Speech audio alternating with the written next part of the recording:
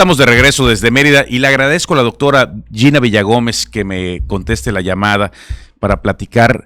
Doña Gina, ¿cómo estás? Muy buenos días. Un gusto saludarte, Rodrigo. Buenos días. Aquí estamos en casa, guardando la sana distancia para combatir lo que nos aqueja. A tus órdenes. Oye, ¿cómo ha influido todo esta cuarentena con el alza que ha habido de la violencia intrafamiliar y cómo ha influido el alcohol también y las medidas que se han tomado por parte del gobierno? Bueno, mira, de entrada hay que señalar que la violencia familiar es un fenómeno generalizado en todo el mundo y en Yucatán pues tenemos un alto índice, ocupamos el 7º lugar a nivel nacional. También en Yucatán tenemos uno de los primeros lugares en índice de alcoholismo. Y el alcohol es uno de los detonantes, el más frecuente, el más recurrente para detonar violencia familiar contra mujeres y contra los hijos dentro del hogar. Definitivamente el alcohol no es el origen de la violencia, pero sí un alto detonante. El hecho de que se haya aplicado la ley seca, en un principio a mí me preocupó porque el síndrome de abstinencia es todavía más agudo y desata un alto grado de violencia contra quienes padecen el síndrome. Por otro lado, hemos visto reiteradamente en el pasado que cuando hay ley seca proliferan los clandestinos, lo cual en estos momentos de contingencia, de encierro, desempleo, poco dinero y además sin alcohol, pues agravaría la situación de encierro que viven las familias en nuestro estado, sobre todo en el interior del estado, que es la parte que más me preocupa. A nivel mundial está demostrado que con la pandemia se ha agudizado la violencia dentro del hogar. Y la medida que tomó el gobierno me preocupó, lo manifesté así.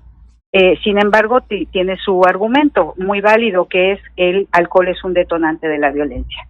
Ahora, no tenemos, con lo que declaró recientemente el Instituto Municipal de la Mujer, la ley seca tampoco frenó el índice de violencia. La violencia se va a dar con o sin alcohol. De manera que finalmente las cifras han aumentado y el mayor detonante ha sido el confinamiento, el desempleo y la situación de inseguridad que vive la población pues frente a la pandemia. De manera que ya han pasado un par de semanas que estamos en esta situación. La violencia se ha incrementado según el Instituto Municipal de la Mujer. Para el interior del estado, al parecer, no hay cifras porque tenemos un mayor problema que la falta o el exceso de alcohol en el interior del estado, y es la falta de una cobertura adecuada en todos los municipios para las mujeres. El gobierno del estado ha desplegado una serie de centros de atención, que son alrededor de 8 en el interior del estado, y muchas decenas de representantes municipales que son las encargadas de atender estos casos. La mayor parte de ellas son personas de la población que han sido capacitadas o relativamente capacitadas, pero definitivamente no se cubren todos los municipios y estas mujeres, en la mayor parte de los poblados, están sin la cobertura suficiente para ser atendidas, Rodrigo. Y una pregunta, ¿ese síndrome de abstinencia no tiene nada que ver? O sea, de todas maneras, se daría es el tiempo que pasan junto a la pareja. Y me refiero no solamente con la mujer, debe haber violencia a los niños, a los hijos o a las personas mayores, ¿no? A los adultos mayores. Así es. El confinamiento lo que genera pues es una situación de estrés. Hay una nueva composición, una nueva organización doméstica donde todos están encerrados. Obviamente se potencian las discrepancias por la situación que se está viviendo. Y más allá del alcohol, desde mi punto de vista, es el estado de ansiedad que guarda este encierro y la situación de desesperanza que genera la falta de ingresos, el desempleo y esta situación obviamente estresa más a las familias. Déjame decirte que nada más se piensa en las mujeres como víctimas de violencia, pero aquí también vamos a encontrar a la población infantil. Recuerda que Yucatán es el 5º estado a nivel nacional con abuso infantil. De tipo sexual, pero el abuso implica todos los tipos de violencia, incluyendo la psicológica o la física, y aquí es donde los niños también son potenciales víctimas, no solamente de sus padres agresores, sino también de sus madres que se encuentran en una situación de incertidumbre y de miedo frente a lo que está sucediendo. Entonces, yo creo que más que el síndrome de abstinencia, y eso hay que decirlo claro, es la situación de confinamiento, la situación de desempleo, en la que nos encontramos ahora.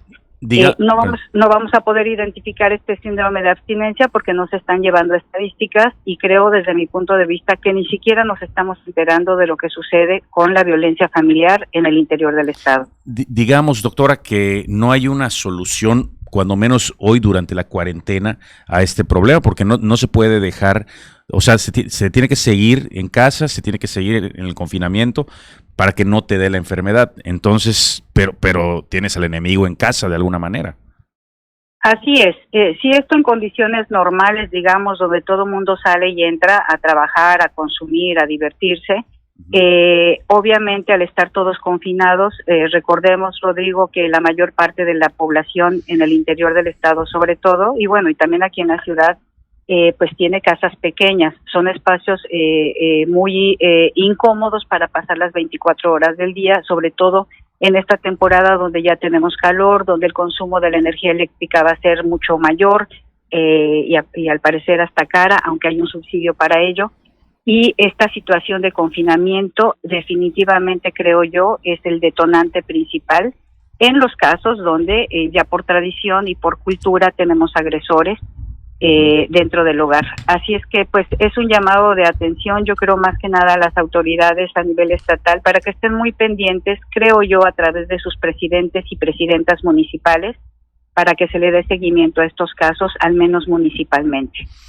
Pues le agradezco mucho, doctora, que nos haya tomado la llamada y si me permite que la próxima semana también la volvamos a molestar.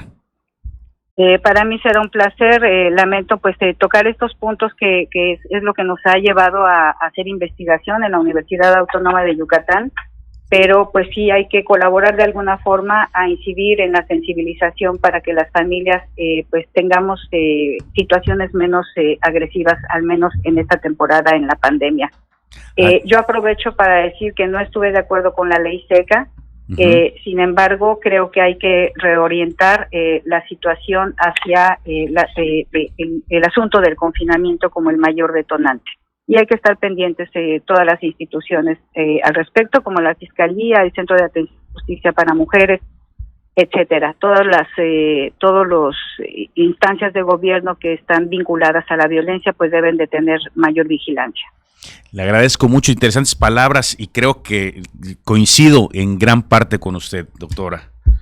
Gracias, Rodrigo, a tus órdenes y pues un saludo a toda la gente y hay que mantener la sana distancia y sobre todo las nuevas disposiciones de no movilidad para pasar este pico de la pandemia de manera menos lamentable. Así es. Muchas gracias. Le agradecemos a la doctora Gina Villagómez y pues quédese en casa y nosotros nos vamos a un corte y volvemos aquí desde Mérida. Volvemos.